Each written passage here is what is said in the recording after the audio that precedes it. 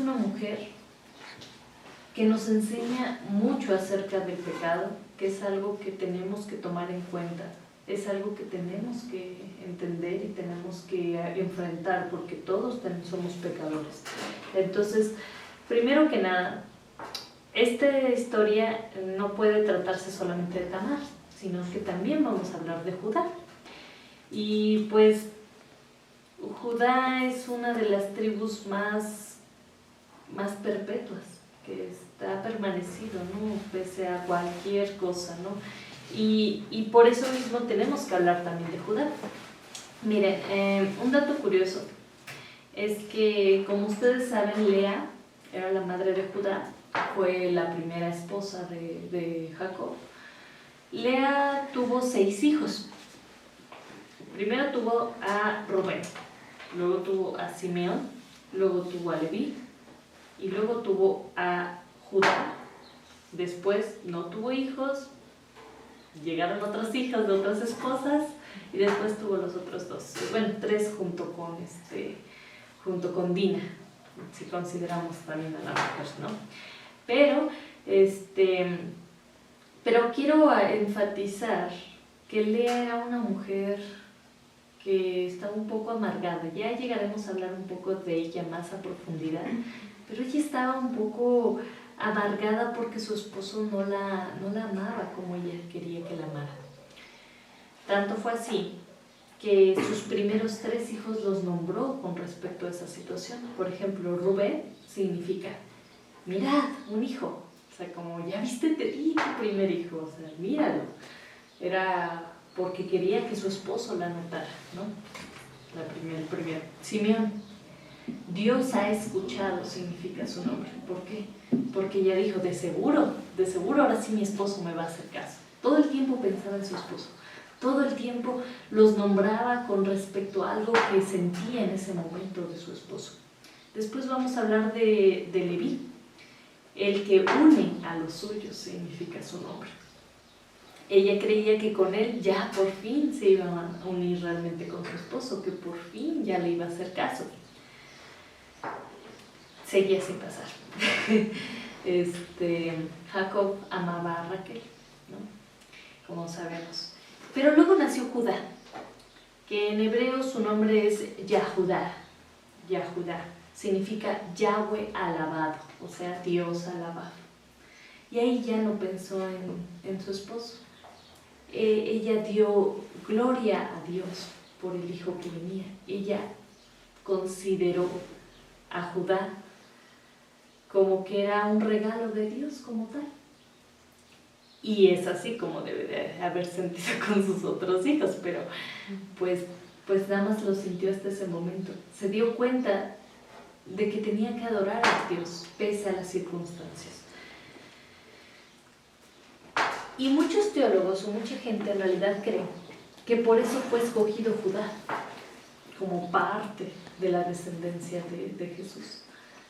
Porque fue primero hijo de la primera esposa y en segundo lugar porque fue cuando su esposa, fue cuando Lea decidió darle gloria a Dios y no pensar en la vanagloria de su esposo. Vamos a Génesis 38. Sí.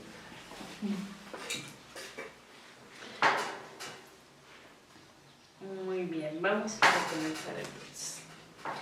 En el versículo 1, aconteció en aquel tiempo que Judá se apartó de sus hermanos. Aquí algo me llama mucho la atención. Judá se apartó de sus hermanos, porque en aquel tiempo habla de lo que pasó previamente. Sus hermanos habían vendido a José. Lo habían vendido a los ismaelitas, lo cual sabemos que él después llegó a Egipto. Pero justamente fue Judá el que impidió que lo mataran. Fue él el que se sentía más culpable de todos. Entonces, pues yo al analizar esto veo que por lo mismo él se alejó de sus hermanos. Saben, esto es increíble porque aquí nos deja una reflexión también. Esto habla de que casi él se fue al mundo. Él se alejó de sus hermanos, del núcleo en donde estaba, se fue a un lugar. Recordemos que antes toda esa parte de Israel era Canaán, entonces había mucha idolatría, había muchos cananeos, mucha gente que no buscaba a Dios. Entonces si tantito te separabas de tu núcleo familiar, pues obviamente lo que iba a pasar es que te ibas a desviar hacia otras ideas, ¿no? Entonces él se fue como a lo que ahorita llamaríamos, se fue al mundo. ¿Y cuántos hijos hoy en día se van al mundo por situaciones que viven entre hermanos, por situaciones que vivimos como iglesia? Es lamentable, es muy, muy lamentable porque pues yo he escuchado testimonios de gente que dice, pues ya, yo estaba en la iglesia, pero pues la verdad es que no me agradó esta situación, siento que son hipócritas, siento que esto, el otro, por cuestiones de nuestros mismos hermanos. Y se van de la iglesia para siempre, ¿no? Por nuestro mal testimonio como iglesia. Y no podemos decir, pues ellos. No, todos nosotros estamos dando ese ejemplo. ¿Por qué? Porque la iglesia de Jesucristo es una. No se trata de decir, pues ellos son una, o Doña Licha es una iglesia, Doña Umbe es otra iglesia. No, somos todos parte de todo.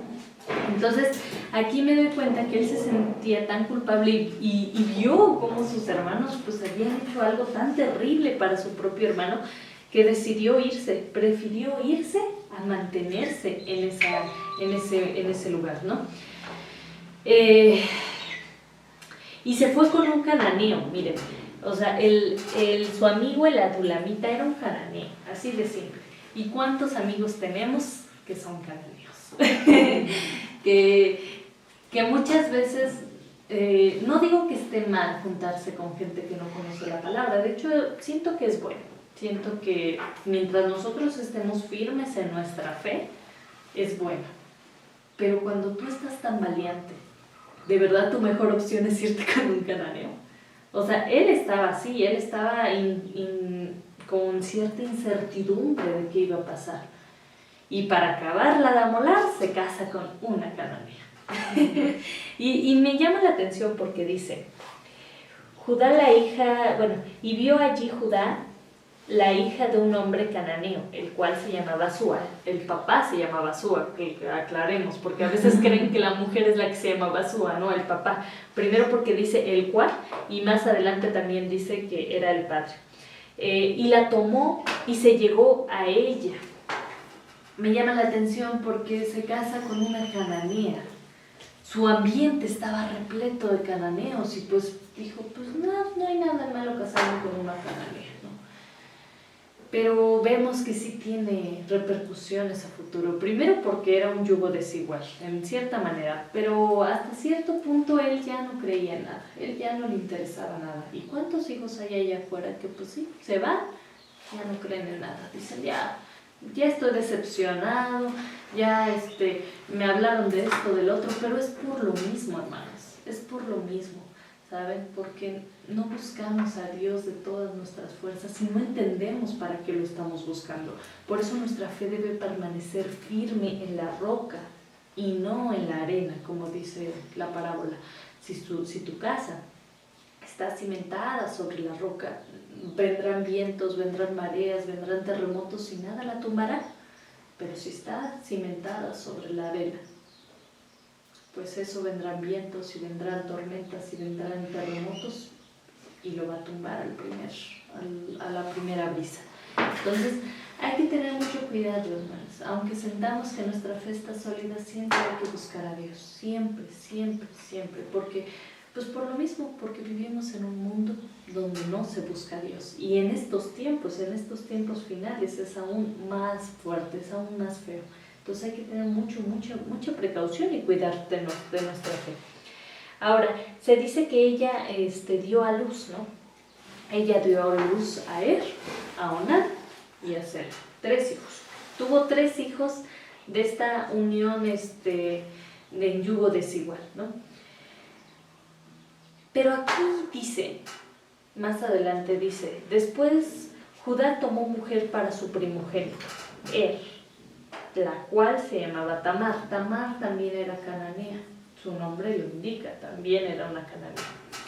el primogénito de Judá, fue malo ante los ojos de Jehová, y Jehová le quitó la vida.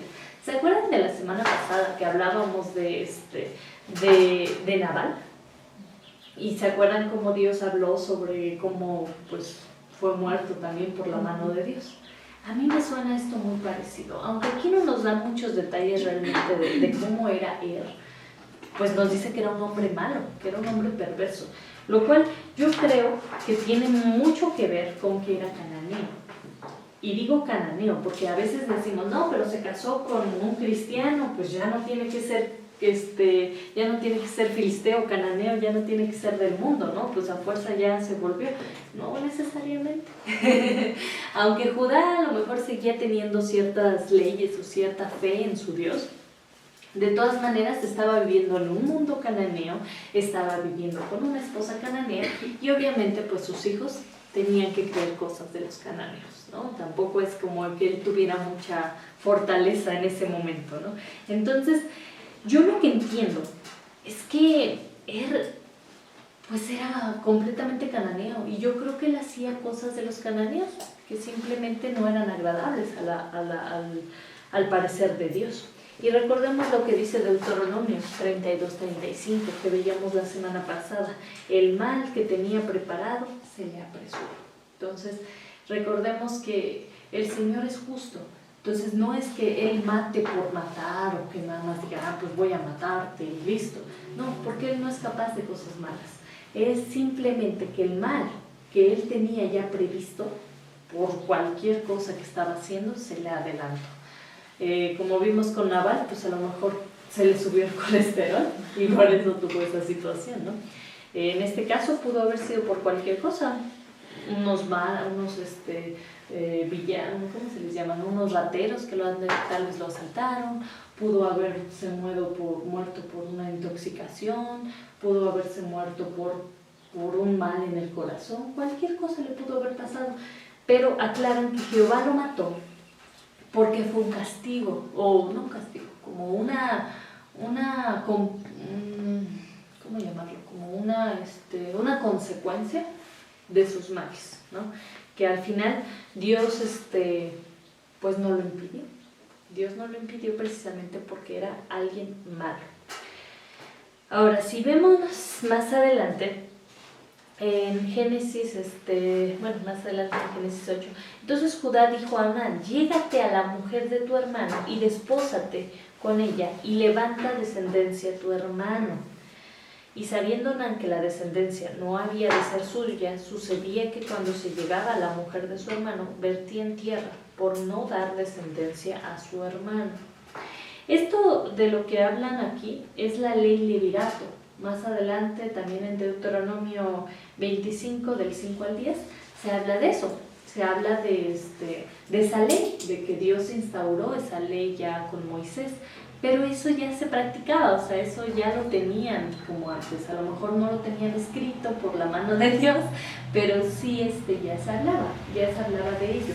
Y ya era una costumbre, era la ley levirato. Se supone que en esa ley se decía que si tu esposo moría y tenía descendencia, bueno, tenía sus hermanos y todo, se tenía que casar con ese hermano para que su esposo no se quedara sin descendencia. Entonces todos los hijos iban a ser de ese hermano. Era para perpetuar como esa situación, ¿no? De hecho, vemos también como a Jesús lo tratan de tentar de esa manera, ¿no? Diciendo, oye, pues si tal mujer se casa con 7, ¿quién es su esposo, no? Si los 7 fueron sus esposos, ¿no? Los 7 hermanos. Entonces, vemos como esa situación con Jesús también se sigue presentando. O sea, era una costumbre ya hecha, era algo que no estaba mal. Ahora recordemos también con Ruth. Ruth se casó con Boaz y él decidió casarse con ella para levantarle descendencia a su esposo muerto. Entonces, eso también es válido, ¿no? O sea, eso también seguía siendo una costumbre de ese tiempo. Pero Onán fue malo también porque deliberadamente quería impedir tener hijos con Tamar. Eso nos recuerda, o me recordó mucho a algo, ¿saben? A algo que vivimos hoy en día. ¿Cuántas veces deliberadamente, y Mari ya se está riendo porque ya creo que ya me está entendiendo, deliberadamente buscamos no tener hijos?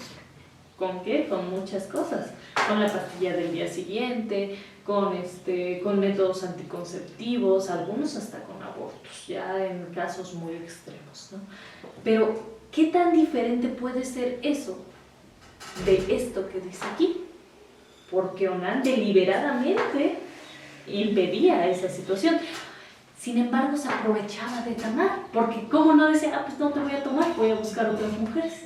No, pues le ha de haber parecido bonita, ¿no? Le ha de haber dicho, pues no voy a impedir esa situación, pero no quiero tener hijos con ella, porque sus hijos no van a ser mis hijos, sino los de mi hermano muerto. Entonces, hay que pensar también, hoy en día, el gobierno, el mundo, nos ha puesto tantas cosas que parecen buenas, que nos las disfrazan y dicen, ay, pues miren, es para que la mujer se cuide, es para que la mujer no se embarace si no quiere, ahora tiene control sobre su sexualidad. Y en su momento, en la revolución sexual, fue algo increíble, algo que para la mujer y para muchas mujeres, ustedes pregúntenle a muchas mujeres que vivían en un matrimonio terrible, les ha de haber parecido una bendición en su momento. Le llamaban planificación, planifica tu familia, no pasa nada, mira, estás planificando. Yo, en lo personal, me pasó que recién había nacido Caleb y yo, pues, en lo personal no busco cuidarme de ningún tipo. Y me acuerdo que me decían los doctores, porque yo, mi parto de mi bebé fue por cesárea. Para eso tienes que esperar, en teoría, 3 años, ¿no? Se supone que te dicen que para que cicatrice y que no sé qué. Entonces, yo la verdad no les diré que no, pero sí en mi mente pasaba como que qué miedo, ¿no? O sea, imagínense que me embarace o algo, pero yo dije, bueno, pues confíen en el Señor, creo que eso es lo que nos manda la palabra y voy a confiar. Si el Señor quiere que tenga un hijo, pues, y si Él quiere que lo tenga, por algo ha de ser y que sea para la gloria de Dios. Si no quiere que lo tenga, pues también gloria a Dios y listo. Pero pues llegaba, ¿no?, a las vacunas con mi bebé y me decían, oye, no quieres planificarte, que no sé qué, que no sé cuánto, y yo decía, no, gracias, y me empezaban a decir, pues, ¿te quieres quedar embarazada pronto? Y yo, no, pero no quiero. O sea, pero era así como que te metían, como que esa espinita de duda, ¿qué tal te quedas embarazada, no? Y fíjense, o sea, no es malo, o sea, no digo que, ay, tú ya eres pecador si usas y que no sé qué, arrepiéntete, te vas a ir al infierno. No hablo de eso, pero sí quiero que concienticen, que se den cuenta de qué diferencia hay entre los anticonceptivos o planificarte o cualquier cosa a esto que dice la palabra sobre Onan. ¿Qué diferencia hay? Porque en realidad estamos deliberadamente buscando la forma de no tener hijos, ¿no? Entonces hay que tener mucho cuidado con qué es lo que el mundo nos vende, qué es lo que el mundo nos está haciendo parecer que es bueno. Inclusive en la misma comunidad cristiana, esto es increíble, la misma comunidad cristiana cambió esto, decían que esto no tenía que ver con los anticonceptivos, sino con la masturbación. Y yo digo, sí, también la masturbación no es buena, pero ¿qué tiene eso que ver con lo que él estaba haciendo deliberadamente? Eso no tenía nada que ver con la masturbación. Se dan cuenta, él planificaba no tener hijos con ella. Entonces, la masturbación sigue sin ser buena, pero ese es un tema para otras sesiones. Hoy en día se maneja mucho esto, y yo creo que los mismos, la misma iglesia le da miedo tocar estos temas. Primero porque el tema sexual siempre va a ser un tema bochornoso, ¿no? Como tocar. Más en nuestra cultura mexicana es un tema que la verdad todavía no se habla abiertamente. Y de cierta manera es bueno, porque imagínense, Europa está súper contaminada de sexualidad y ya casi andan desnudos en la calle y les parece bien. O sea, no afecta. Una vez escuché unas personas que decían, no, pues yo me iba caminando bien feliz y que no sé qué, y que de repente una mujer me dijo, pon esto, y que agarró una toalla, ¿no?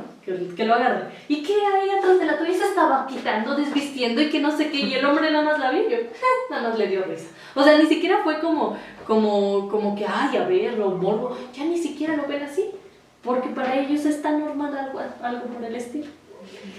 Hay que dar gracias porque nuestra cultura todavía es un poco conservadora, pero también hay que tratar de, entre hermanos, entre familia, hay que tratar de, como de hablar abiertamente de estos temas, porque al fin y al cabo son temas que pueden causar problemas a futuro. Si tú no hablas de estos temas con tus hijas, después no te sorprendas que pueda quedar embarazada. Después no te sorprendas que ya esté practicándose un aborto. Entonces hay que hablar de estos temas entre familias para que este tipo de situaciones no ocurran. Y la Biblia habla claramente de eso. Se llegan a ella, dicen llegar, conocer, hablan de diferentes formas, ¿no? Pero al final lo hablan, ¿no? Entonces, esto es algo que me llamó mucho la atención. Entonces, como Onán se aprovechaba también sexualmente de Tamar, igual murió por la mano de Dios. Ahora, vemos que ni el primero ni el segundo hijo amaban a Dios. No conocían a Dios, realmente no lo conocían. Yo veo ahí más influencia de la mamá cananea que de Judá. Porque si hubieran sabido esto, primero, probablemente esta costumbre era más judía que cananea. Entonces, pues ellos al no tener raíces tan judías, al no interesarles al Dios de Israel, no le interesaba nada de eso, pues obviamente no querían respetar las leyes. Entonces también ahí vemos las consecuencias de un padre que no enseña las costumbres, que no enseña las leyes de Dios. Entonces hay que tener mucho cuidado como padres, es nuestro deber transmitirles a nuestros hijos todo acerca de la palabra de Dios, porque ellos pues no la entienden. Para eso hay que tener y digerir las cosas, hay que también creerlo nosotros y enseñarlo. Ahora, Sela era pequeño y es probable que no se contaminara del mal cananeo, porque más adelante vemos que la madre de Sela, de estos 3 hijos, murió. Probablemente por tristeza, probablemente por muchas cosas pudieron haber pasado, ¿no? Pero yo le atribuyo mucho a que pues, se entristeció, ¿no? Se entristeció por la pérdida de 2 hijos, ¿no? Ahora, Judá no quería dar a Tamar. Dice, porque dice, no sea que muera él también como sus hermanos. Y se fue Tamar y estuvo en casa de su padre. Él pensó eso. Él dijo, no sea que muera como sus hermanos. Es triste, es lamentable eso. Porque primero se muestra una falta de confianza en el Señor. En segunda, vemos cómo él no quería cumplir con esa palabra, con la palabra. La palabra es muy importante, chicas. Seas hombre o seas mujer, la palabra es súper importante, que tú respetes tu palabra, que tú lo que digas lo cumplas. Es muy, muy importante. Es algo que como en nuestra cultura no se nos... a lo mejor no lo tenemos muy acostumbrado y todavía nos cuesta a varios de nosotros cumplir, decir esto es rojo, esto va a ser rojo siempre y decirlo así de esta forma, sino que ya llegamos tarde, o ya hicimos esto, o ya el otro, o dije que iba a ir pero me surgió una cosa y voy a tener que faltar. O sea, antes la palabra era más fuerte, era algo que tenías que respetar. Sin embargo, aquí vemos que Judá también ya se había contaminado un poco del mal cananeo. O sea, puede que no era tan bueno que digamos antes, pero era mejor de lo que ahorita pasaba. Entonces, a partir de eso, la Biblia no te lo dice exactamente, porque no dice que a lo mejor sí se fue a su tierra o algo por el estilo. Pero yo entiendo también que Judá regresó a su tierra. ¿Por qué? Porque después dice en el 12, pasaron muchos días y murió la hija de Súa, mujer de Judá. Después Judá se consoló, o sea, pues ya como que superó el luto, ¿no? Como que superó su pérdida. y subía a los trasquiladores de sus ovejas a Timnat, él y su amigo Hira, el adulamita. Siguen las malas influencias aquí, pero a lo que voy acá con esta situación es que subía a los trasquiladores de sus ovejas.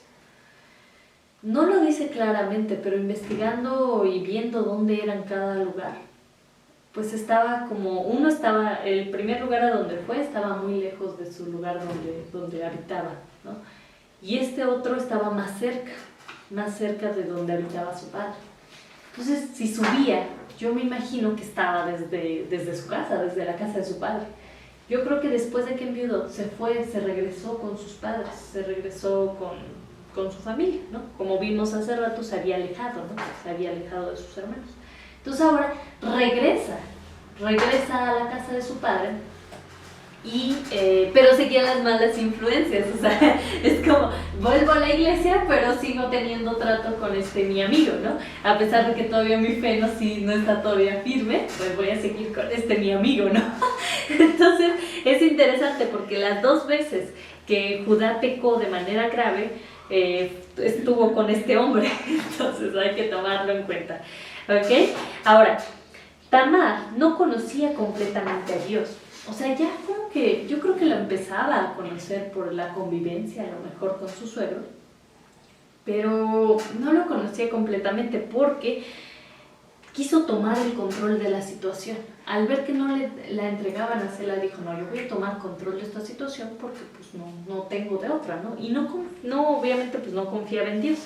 Ahora, no hubo sabiduría. Si ella hubiera confiado en el Señor, ella le hubiera orado al Señor, el Señor le hubiera dicho, haz esto, haz el otro, habla con tu suegro o haz el otro. Pero ella tomó las riendas del asunto, dijo, no, yo voy a tomar al toro por los cuernos, dice, yo me voy a poner a hacer lo que creo que es necesario. Y pues obviamente no hubo sabiduría y por lo tanto cometió esta situación, se disfrazó de prostituta. De verdad, ¿quién de las hijas de Dios nos disfrazaríamos de prostituta para hacer algo así? O sea, creo que pese a la vergüenza, pese a cualquier cosa, lo menos, la última cosa que no se nos podría haber ocurrido es disfrazarnos, lo cual también decimos, ¿cuántas veces a veces nos disfrazamos como de alguien, como un amigo del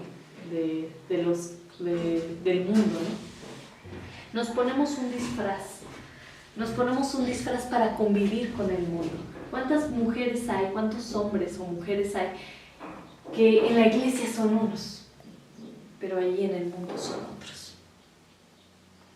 Ahí también yo veo cómo también nos disfrazamos, ¿no? También nos disfrazamos porque, ay no, van a saber que soy cristiana, ay no, qué miedo, no, ¿qué van a decir de mí si soy cristiana? Ay no, es que, y si hablo de la palabra, ay no, qué pena, ¿qué va a pensar? Cuando el mundo nos habla de sus tonterías y nos exhibe en todas las películas la sexualidad y nos habla de tantas cosas del mundo que a ellos les vale y a ellos no les da pena, pero a nosotras sí nos da pena. Y nos da pena, ¿por qué? Porque el mundo nos ha vendido que nuestra fe en el Dios verdadero es una fantasía, es religiosidad, es creer, o sea, está bien que creas, pero en tu casa. Hace poco estaba viendo una película, no sé si la han visto, Dios no está muerto. La 1, porque ahí está 3. La 3 no la he visto, ¿tía? Ya no la he visto.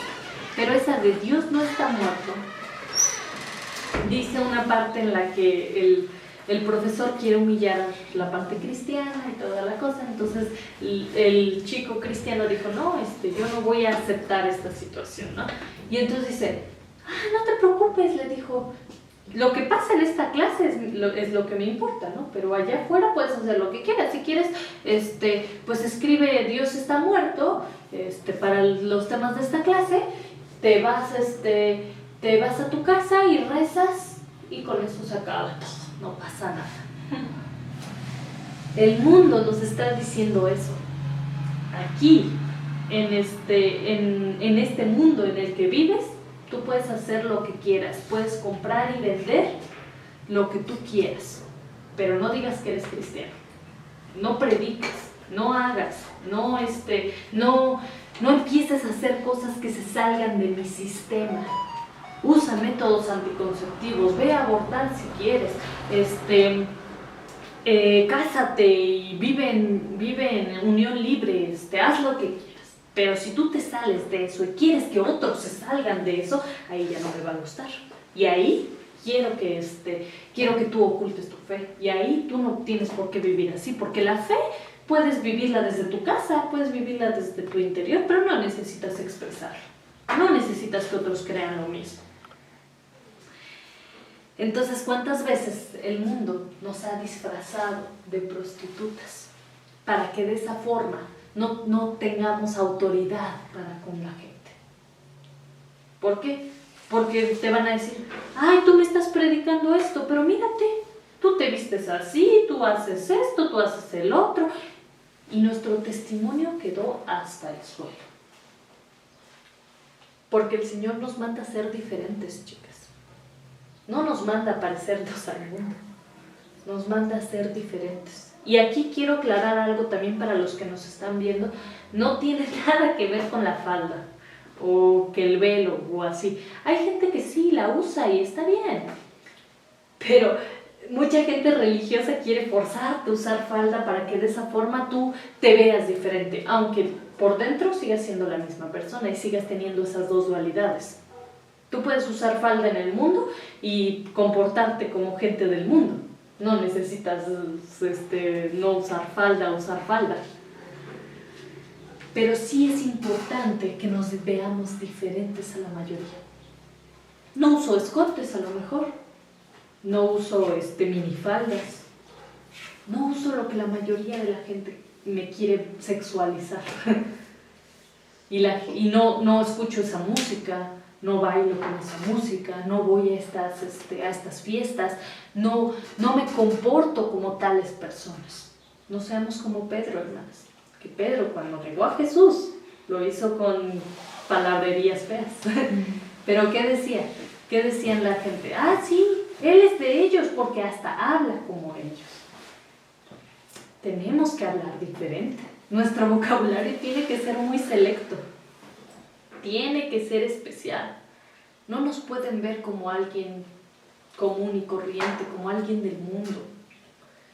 No tenemos por qué disfrazarnos de prostitutas para llegar a la gente. Al contrario, con la diferencia nos van a ver y van a decir, ¿por qué te comportas así? ¿Por qué eres así? ¿Te ves tan feliz todo el tiempo? ¿Cómo lo haces? ¿Cuál es el método que tienes? Ah, pues no sé, pues tengo un matrimonio bien, confío en Dios. Dios es mi sustento. ¿Qué diferencia sería? Y ya ni siquiera tendrías que predicar casi el evangelio. Con tu mero ejemplo harías todo. O al menos más del 50%, un 70, 80% del trabajo ya se haría con tu mero testimonio. Esta mujer no fue sabia, Tamar no fue sabia y decidió vestirse como una cualquiera para llamar la atención de Judá. Ahora, me llama la atención, más adelante en el 18 dice, entonces Judá dijo, ¿qué prenda te daré? Ella respondió, tu sello, tu cordón y tu báculo, lo que tienes en tu mano. Aquí hay significado y hay profundidad de estos tres. El sello era como un INE, como la identificación. Imagínate dar tu INE a cualquier persona, a una prostituta. ¿A un prostituto? Imagínense dar su INE a una persona cualquiera. Es tu identidad, ¿no? Y espiritualmente es que le entregamos al pecado nuestra identidad en Cristo. Cuando tú pecas, es lo primero que le entregas, tu identidad. Eso es lo primerito y es lo más fuerte, porque el pecado o el enemigo puede hacer lo que quiera con esa identidad. Porque antes en este tiempo el sello era la identidad, pero con eso, con que sellaras, ya te hacías pasar como esa persona. Lo mismo pasa en la parte espiritual. Cuando tú le entregas tu identidad en Cristo al enemigo. El enemigo hace lo que quiera contigo, te empieza a meter cosas a la cabeza, te empieza a decir, pero tú eres mujer. No, no eres mujer, tú puedes ser hombre. Si tú te sientes hombre, eres hombre. Y tu identidad empieza a cambiar. Tú te sientes sola, ¿verdad? Eso es lo que tú sientes ahorita. Tú te sientes sola. A pesar de que tengas a tu esposo, a tu familia, tú estás sola. Tu identidad en Cristo se pierde. Porque sabemos que con Cristo nunca estamos solas. Aunque no tengamos a nadie a nuestro alrededor, Cristo está con nosotras todo el tiempo. Tu identidad. Tú ya no eres salvo. Tú ya no eres salvo. ¿Por qué? Porque mira lo pecadora que eres. Eres así, así, así, así. Tú ya perdiste tu salvación hace mucho. Tu identidad en Cristo se pierde. Porque sabemos que en Cristo somos salvadas. Porque la fe en Cristo nos hace salvas. Y no por obras para que nadie se gloríe. Simplemente por gracia. Entonces, al entregarle tu identidad al diablo, al pecado, tú pierdes todo lo que creías conocer. Después le entregó el cordón. El cordón era como el cinturón que se usaba para sostener la espada. Y era como entregar al pecado tu libertad y seguridad. Imagínate entregarle tu libertad al diablo. En Cristo somos libres. Pero cuando tú le entregas al pecado tu cordón, tú dejas esa libertad. Tú te encierras a ti mismo. Y ya no eres libre. Por más que digas, soy libre, no lo eres. Porque por más que grites y pregones esa libertad, no te hace ser libre eso. Lo que te liberta es Cristo. Tu seguridad también.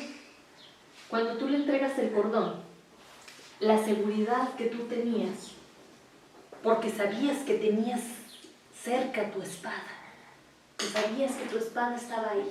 Y la espada, recordemos que es la palabra del Señor. La espada, hablando espiritualmente, es la palabra de Dios. Entonces, cuando tú le entregas ese cordón, te olvidas de la palabra.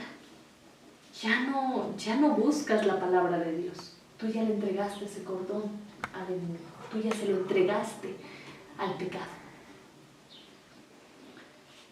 Entonces, primero, perdiste tu identidad en Cristo. Segundo, perdiste tu seguridad y perdiste la libertad. Tercero, entregó el báculo. El báculo era como lo que doña Licha luego tiene, su bastón. Era como el cayar.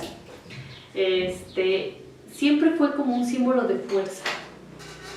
Pero también era para guiar y proteger a las ovejas.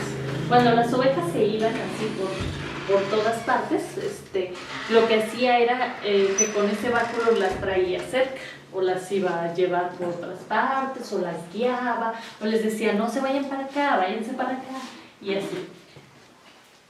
Cuando tú le entregas al pecado, cuando tú te entregas al pecado, le entregas, ¿qué primero? Tu identidad, después tu libertad y seguridad, y al último, le entregas tu autoridad y hasta tu ministerio.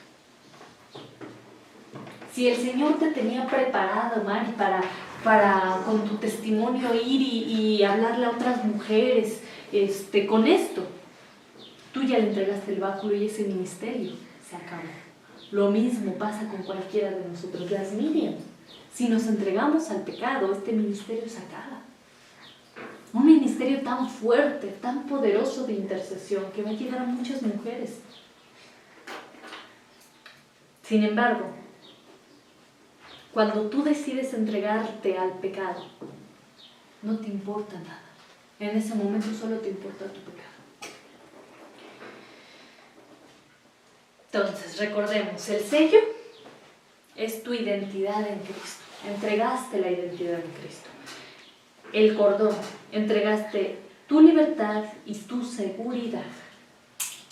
Y el báculo significa tu autoridad y hasta tu ministerio. Qué fuerte, hermanas.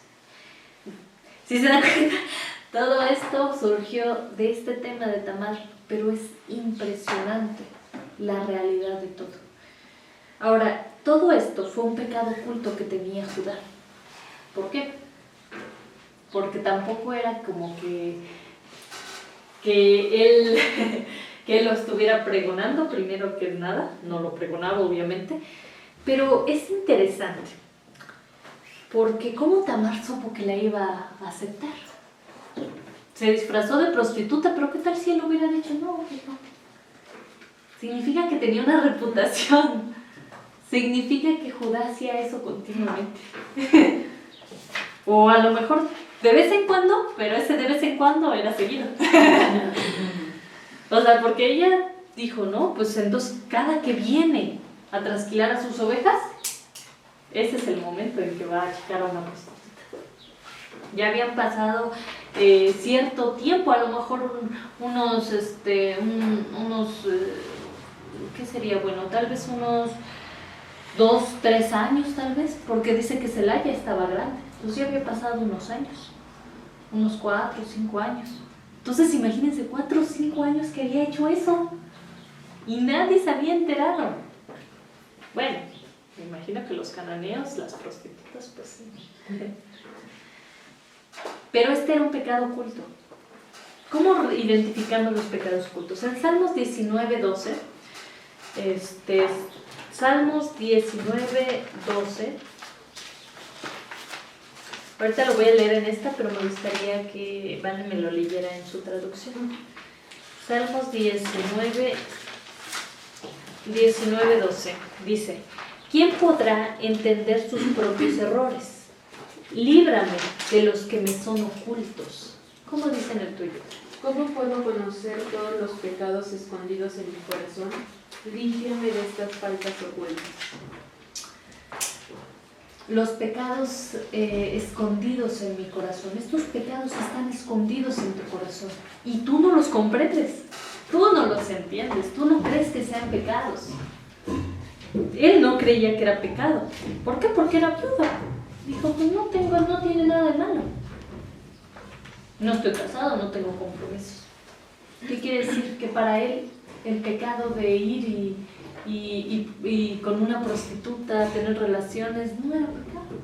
Cuando sabemos que sí era pecado. ¿Por qué? Porque cuando tú te unes con cualquier persona, en cualquier tipo de situación sentimental, desde un simple beso, hace la diferencia. Ahora imagínense relaciones sexuales. Te une, porque la Biblia dice que uno son. Cuando tú te unes con tu pareja, eres uno. Es como 2 hojas. Veía con Itiel Arroyo, decía, son como 2 hojas. Imagínense 2 hojas. Una pareja que con grapas se está pegando por el primer beso, que la primera caricia y que luego las relaciones sexuales. Ahora, trata de separar esas hojas. Cuando están tan pegadas, podría pasar una de 2 cosas. O quedan las 2 rotas, de alguna manera se despedazan, o una queda más rota que otra. Así es tu alma. Cuando tú te unes con una persona en esa forma, tú quedas pegada a esa persona con grapas.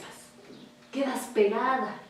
Y cuando tú tratas de separarte, porque a veces así pasa, pues luego se separan por X o Y razón, una de las 2 queda más rota o las 2 quedan destrozadas. Por eso mucha gente que tiene muchos noviazgos, que tienen muchas relaciones, tienen muchos problemas para tener una relación normal. Una relación con su pareja, que ya van a tener hijos, que van a hacer un matrimonio feliz, tienen muchos problemas de inseguridad, de celos, de problemas de que, ay, no quiero tener relaciones porque como que con otro novio me lastimó mucho. Desde problemas como todos los hombres son iguales, hasta el decir, no, pues no quiero tener hijos con él. No quiero tener hijos con él, o comparaciones. Él es mejor que este. No, es que tal es mejor que el otro. tener una relación de cualquiera, desde un beso hasta tener relaciones sexuales, te une, te une. Por eso hay que pedirle al Señor que nos libere de esas maldiciones, porque son maldiciones que ahorita no entendemos. Ahora, era pecado oculto, lo hizo a escondidas. Pues obvio, ¿no? Obviamente no va a ser a escondidas, digo que esté ahí pregonando, voy a tener relaciones, ¿no? Pero todos nuestros pecados ocultos los hacemos a escondidas. No queremos que nadie se entere. Insisto, estaba con este amigo, este amigo Adulamita. La primera vez cuando se casó con la cananea, estaba con este amigo. Y esta estaba con este amigo. Entonces las amistades, chicas, las amistades son temas complicados. ¿Ok? Hay que tener mucho cuidado a dónde nos llevan. Otra segunda cosa que lo hace un pecado oculto. Fue guiado por su carne. A él le interesaba tener relaciones sexuales. Eso era todo lo que quería. Quería satisfacer sus deseos carnales. Entonces, los pecados ocultos casi siempre van a ser guiados por nuestra carne. Por eso los ocultamos. Porque no queremos que vean las debilidades de nuestra carne. Punto número 3. No lo contó a nadie. A nadie lo contó. Cuando tú quieres ocultar tu pecado, inconsciente o conscientemente, no se lo quieres contar a nadie. ¿Por qué? Porque más adelante vemos que él siguió como si nada y a escondidas dijo, llévale tú mi cabrito, ¿no? Tú que eres el único que sabe de mi pecado, ¿no? Llévale tú el cabrito. Yo ya no quiero volver porque imagínate. Entonces, sí se dan cuenta cómo no quería que nadie se enterara. Algo que tú, cuando tú tienes un pecado oculto, vas a querer ocultar con todas tus fuerzas. Tu carne al menos, porque tú, con tu espíritu, tú no quieres. La palabra de Dios nos dice, confiésense sus pecados unos a otros. Yo creo que de ahí se agarraron los católicos para agarrar esa parte de confesar a un sacerdote. Pero es que dice unos a otros, o sea, entre hermanos. ¿Por qué? Porque tú no eres más santo que yo, ni yo soy más santo que esta persona. Sin embargo, el contar nuestros pecados, aún los ocultos, nos ayuda para liberar nuestra alma. Y yo no tengo por qué juzgarte, hermana. Si tú has hecho esto o el otro, yo no tengo por qué juzgarte, porque yo le digo, yo no soy más santa que ustedes. Y entre todas podemos apoyarnos. No se sientan con pena. Si en algún momento sienten que tienen que confesar algo, háganlo. Porque si no, eso se los lleva hasta su corazón y se vuelve un pecado oculto. Un pecado oculto que también entra entre los pecados pues, del Señor, que los cuenta, porque Él escudriña los corazones. Ahora, punto número 4. Juzgó rápidamente a Tamar. Dice un dicho en el mundo, el león cree que todos son de su condición. Que sí, estuvo mal lo que hizo Tamar, pero curiosamente ella no lo hizo con las intenciones que este hombre hizo. Judá lo hizo simplemente para satisfacer deseos carnales. Tamar lo hizo para perpetuar la línea. Y miren, por eso dice, más justa es ella que yo. ¿Por qué? Porque pese a que era una cananea, pese a que ella no conocía las leyes de Dios, sintió que era necesario perpetuar la línea. Llámenlo revelación. El Señor ya había destinado que Judá iba a ser el que iba a traer la línea de Jesús. Llámenlo revelación, pero ella no estaba consciente de eso. Ella no creo que haya dicho, sí, algún día va a venir el Mesías de ahí. No creo. Pero sabía que había algo importante aquí que tenía que preservarse. Su espíritu lo sabía. Ahora, ella sintió que se tenía que preservar este linaje, pese a que ella no conocía no conocía las leyes de Dios, no entendía realmente a Dios. Ella adoptó esa ley y dijo, no, pues mi suegro quiere que me case con el hijo, pero si ninguno se puede, pues con él tendré que tener un hijo, para que esa línea no se pierda, la del hombre con el que se casó, que hay que recordar que era malo, tal vez hasta la golpeaba o algo, o sea, no era tan buen hombre que digamos. Sin embargo, sintió que era necesario respetarlo.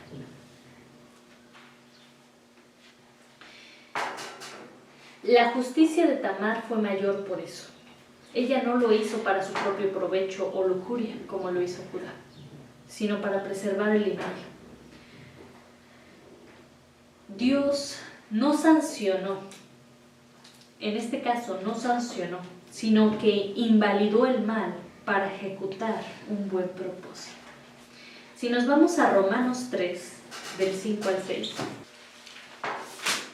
lo voy a leer en mi traducción, insisto, van a leer después en la suite, que es la Nueva Traducción Viviente. Es una traducción que siento que lo deja más claro. Pero aquí en Romanos 3, del 5 al 6, dice: y si nuestra injusticia hace resaltar la justicia de Dios, ¿qué diremos?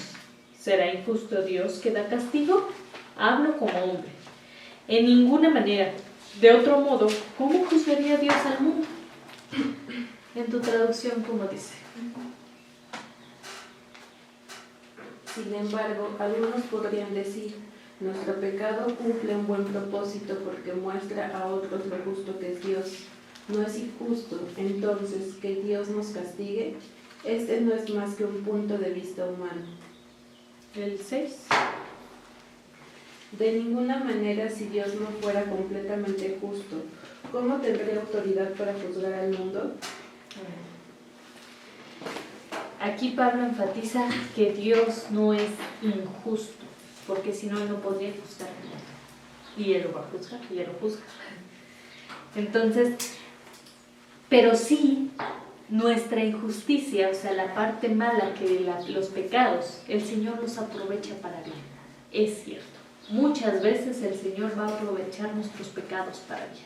Y no por eso vamos a decir, pues vamos a seguir pecando para que el Señor los aproveche. No, hay que parecernos más y más a Cristo. Pero cuando nos equivocamos por X o Y razón, porque somos humanos y erramos, el Señor puede aprovechar eso malo que hacemos para algo bueno. En este caso, Tamar no fue sabia, no lo fue. No vamos a justificar su pecado, no fue sabia, no buscó a Dios en el momento adecuado. Pero aún así el Señor dijo, voy a usar este pecado para traer bendición. Y no solamente a ella, sino a otros. ¿Por qué? Porque más adelante vemos que concibe gemelos. Ella concibió gemelos.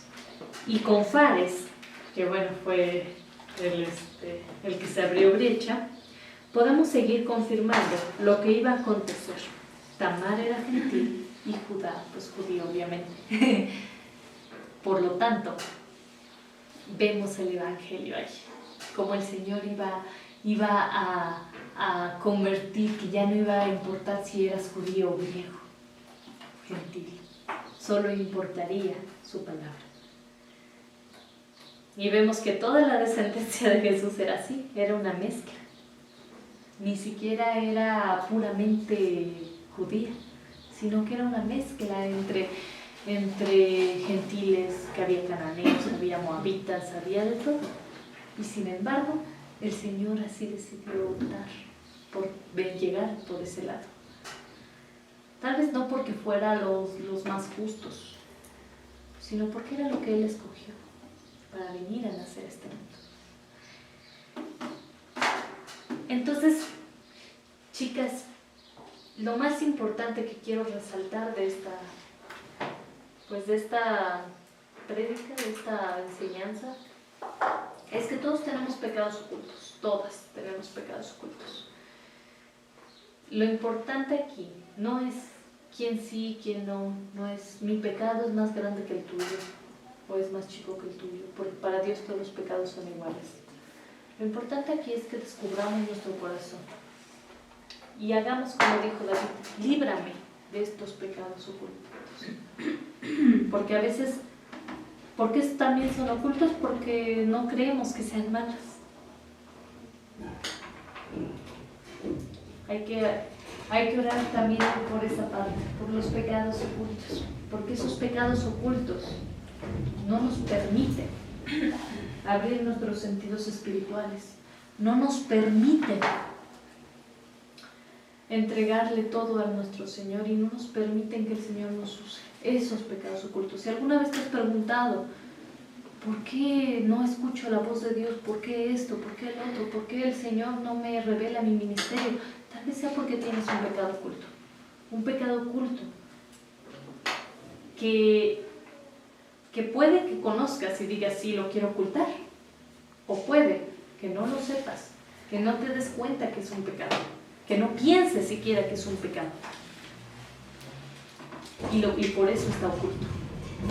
Hay que orar a Dios para que nos libre de esos pecados ocultos y para que no permita que sigamos entregando esto, nuestro sello, nuestro cordón y nuestro báculo, para que no se lo entreguemos al pecado, porque ahí son puertas abiertas que atacan a muchas personas. De repente, a lo mejor, no sé, la hermana Van está emocionada con algo que va a hacer algún ministerio y de repente, imagínate, llega, no sé, cualquiera de nosotras y dice, no, pero no creo que funcione. ¿De verdad? ¿Ya te lo reveló Dios? ¿Que no crees que funcione? O, eso ni siquiera está bien. Así no se tiene que hacer. Imagínense. Qué fuerte, imagínense que la hermana Vane está emocionada porque siente que Dios ya se lo reveló y todo, y tú con esa negatividad ya le arruinaste algo, pero puede que no seas tú, puede que sea el pecado oculto que traes ahí debajo, puede ser la envidia, puede ser la amargura, puede haber varias cosas atrás, y hay que tener mucho cuidado con nuestras palabras. Como mujeres se nos es muy fácil hablar. Insisto, el hablar es fácil, el hablar con sabiduría no tanto.